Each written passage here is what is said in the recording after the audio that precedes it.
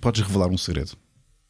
Qual? Daqueles que tu. Eu sei que um dos segredos é se a pessoa não quer responder a uma coisa, responde. Isto é daquelas. Então gosta muito de beber água, eu não vou responder.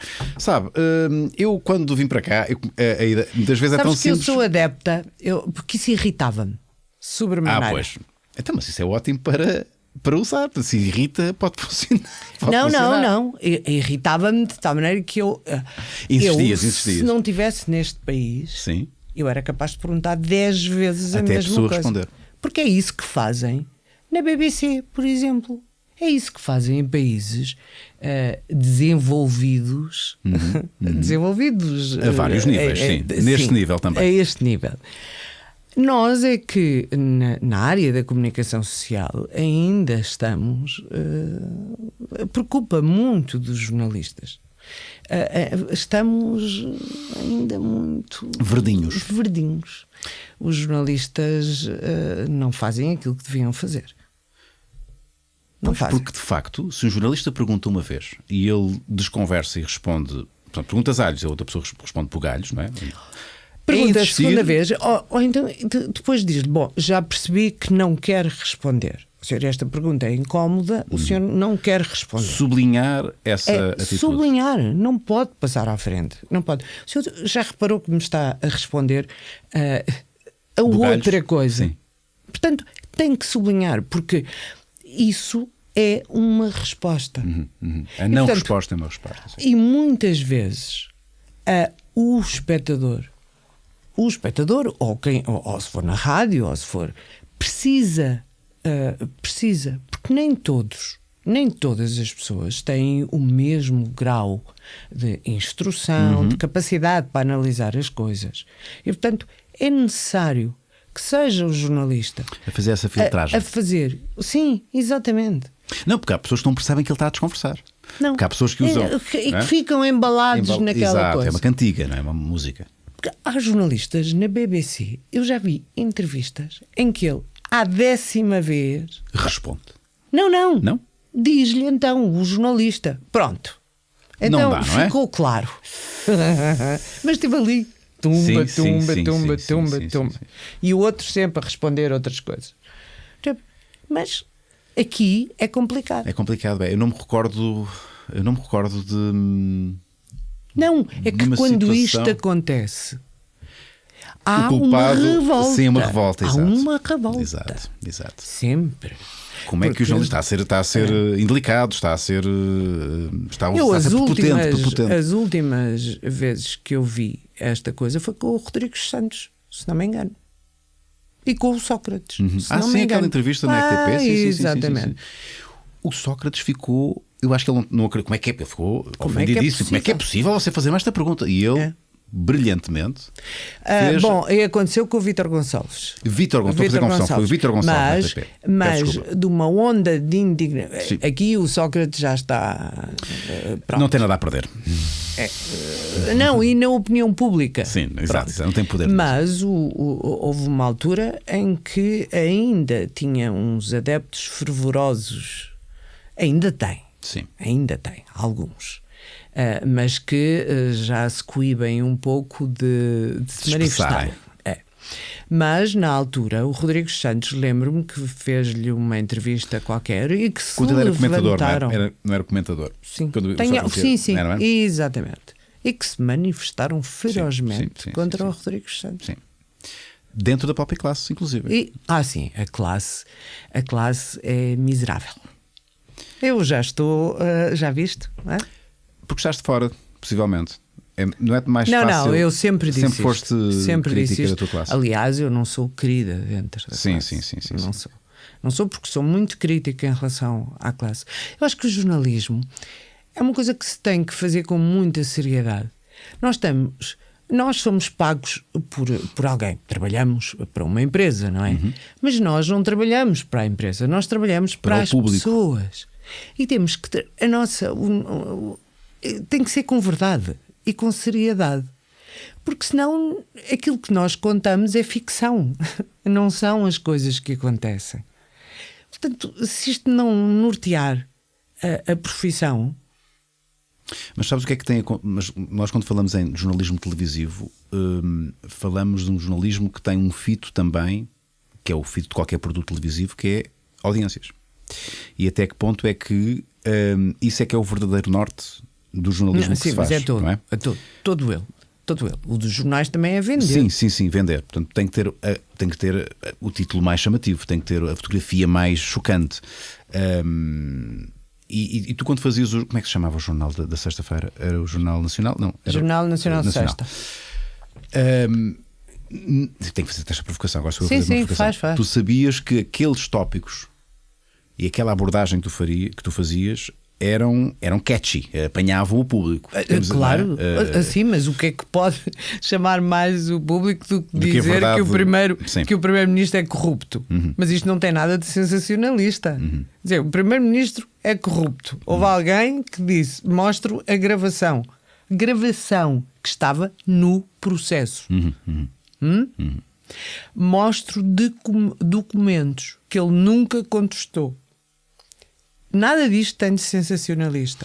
É a verdade ali posta.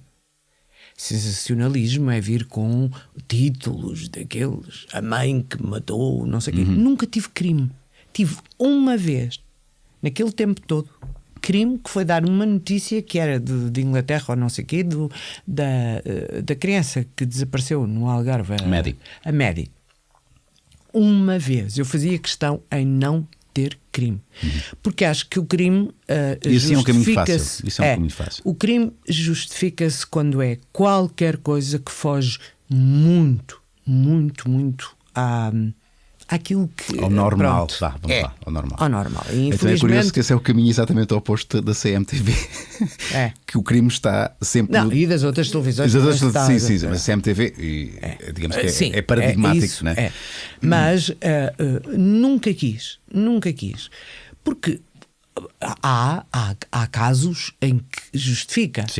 Como há anos, aquele do osso da baleia, um homem que numa noite matou 9 pessoas. Isso já foi nos anos... Foi anos 80. 80 também.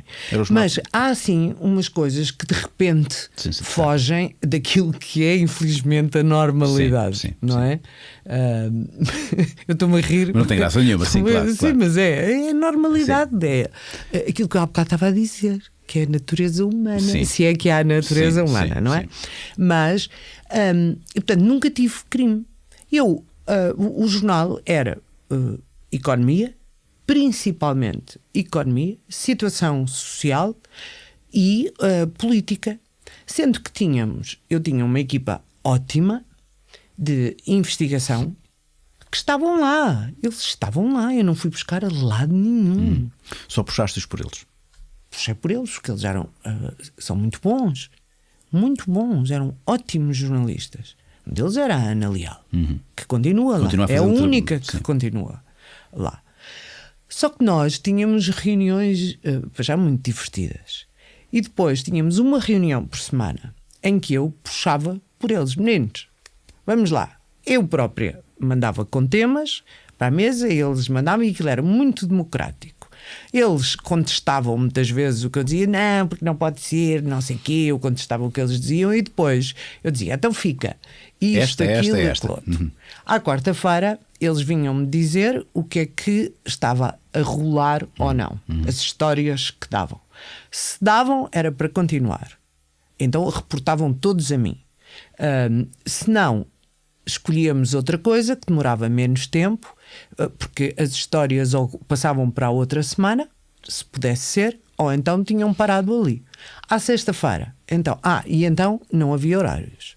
Eu sempre fui uma Abusavas. Não, o contrário, que era. Agora, vocês trabalham às horas que quiserem. Foi uma coisa que sempre... o resto... Porque Portugal é muito de função pública, não é? De cumprir horas, etc. Então, à sexta-feira é que ia tudo para a redação e eu só queria era que as peças estivessem prontas.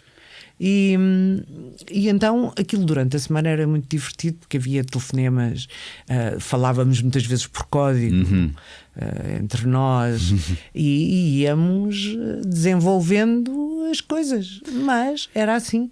Era assim, perfeitamente legítimo, perfeitamente até desejável, porque é um método de trabalho perfeitamente. Agora, há aqui uma questão que eu acho que é o que te distingue, que é esta, tem a ver com a primeira pergunta. Tenho que começar a fazer perguntas aqui dos patronos. Este Zé Ninguém pergunta: boa noite, eu sou Manuela Moura Guedes e este é o Jornal Nacional. Isto é uma imagem marca tudo, sempre te apresentaste. E aqui a questão que te vou colocar entronca-se naquilo que estavas a dizer. O que eu acho que nunca tinha acontecido é a informação ter uma cara, ter um nome, ter uma assinatura. Ou seja, em nenhum outro serviço noticioso tu podias responsabilizar alguém, digamos assim, que desse a cara, porque normalmente há chefes de redação que não dão a cara, tu ali davas a cara, tu eras a pivô, mas eras a responsável por aquele conteúdo editorial, certo? E isso tem os seus contras. Tiveram como foi. E isso é que eu acho que foi história. Eu não me recordo, não sou propriamente uma pessoa muito idosa, mas também não sou propriamente um puto, eu não me recordo no jornalismo português televisivo haver uma pivô que desse a cara pelas escolhas pelo alinhamento, não é? Pelo conteúdo do alinhamento noticioso. Estou a falar bem? Isso aconteceu, de facto. Foste a primeira e creio que a única. Agora a Sandra Felgueiras também faz um jornal também muito acutilante e com casos mais. Mas tu era o jornal da noite, era o Jornal Nacional. É um outro. É porque eu editava, não é? E houve uma coisa que deu sempre muita segurança aos jornalistas, porque eles diziam: ouve lá, mas e podemos? Eu disse: à vontade, fazes. Eu cá estarei. Tu darás a cara. Eu cá estou, dou o peito às balas. Por eles. Sempre. Portanto, eu sabia as fontes de toda a gente. Eles não sabiam entre eles. Uma fonte é uma coisa, como sabes, sim. uma coisa sagrada. Sagrada no jornalismo. Não é? Mas a confiança era tanta que eu sabia as fontes dos jornalistas. As fontes não sabiam que eu sabia. Mas a confiança, porque nós partilhávamos, eu tinha que partilhar daquela coisa toda. Eu, às vezes, quando podia e tinha tempo, e para mim era um bocado complicado, às vezes, andar a investigar porque as pessoas conheciam, não é? Claro. E não portanto eu era catada. Não podias ser ninja. Dizer, sim, eu era catada. Sim. Mesmo assim, andei a ver onde é que era o primo do Sócrates, onde é que ele vivia. O famoso primo do Sócrates. Era, e aos fins de semana punha-me dentro de um Golf à porta de uma casa que eu achava que era. Estás a brincar consegui comigo? Descobrir. Fazias isso? Sim, consegui descobrir a matrícula de um carro que lá estava e através disso consegui descobrir depois onde é que era o escritório dele, do gordo, daquele que está em Angola, sim, que não sei o quê, que é o primo, o famoso primo, Testa de Ferro. Primo. E eu passava tardes à porta. A Manuela Moura Guedes. Escondia-me para as pessoas não me verem. Mas a Manuela Moura Guedes, as pessoas sabem que ias disfarçada. Não, punhas uma peruca e uns óculos escuros. Mas tínhamos histórias muito divertidas com isso. Era. Dona Badalhoca pergunta. É um grande nome. Deve ser uma pergunta boa, então. Não, é uma boa pergunta. É uma boa pergunta. Porque isto vem a propósito do que estás a dizer. Porque até que ponto é que tu, hoje, sabendo o que sabes, se farias exatamente o mesmo? Portanto, que conselhos darias hoje à Manuela de há 20 anos? Que maluqueiras lhe aconselharias a fazer? E aqui acrescento, que maluqueiras lhe aconselharias a não fazer? Consegues fazer essa retrospectiva? É muito simples.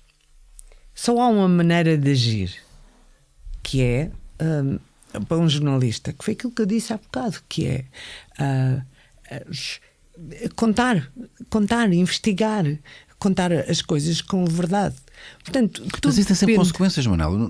Tu não pensavas ok, se eu disser isto vai abalar, isto vai haver consequências. Não, eu sou um bocadinho kamikaze e meto-me nas coisas sem pensar nas consequências que podem vir para mim.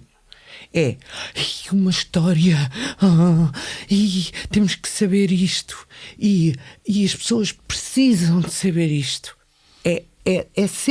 Sempre foi isto. E, portanto, se as mesmas histórias tivessem, ou as mesmas coisas, pistas, tivessem vindo ter comigo, eu teria feito exatamente a mesma coisa. Mesmo com os Podia ter feito melhor, Sim. teria, sei lá, mas teria feito exatamente a mesma coisa, porque eu não consigo fazer de outra forma. Eu não consigo deixar de ir atrás, não consigo, é impossível. Então não te está a gostar agora, não estás a fazer nada. Claro, eu passei o inferno. Estou melhor agora. Mas há uma sensação que vai ficar para toda a vida e da qual eu não consigo curar.